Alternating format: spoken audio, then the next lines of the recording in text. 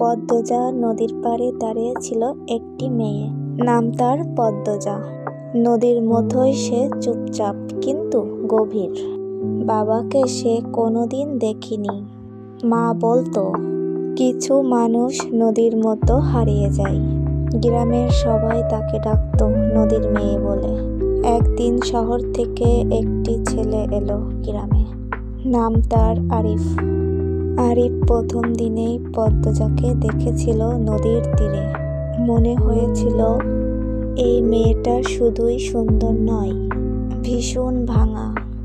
নদী যেমন চুপচাপ বয়ে চলে, ঠিক তেমনি পদ্মজার জীবনও এসেছিল এক নতুন ঢেউ। আরিফ প্রথম দিনে পদ্মজাকে দেখেছিল নদীর পাড়ে। মেয়েটা তখন নদীর পাড়ে পা ভিজিয়ে বসেছিল, চোখ দুইটা দূরে কোথাও হারিয়ে।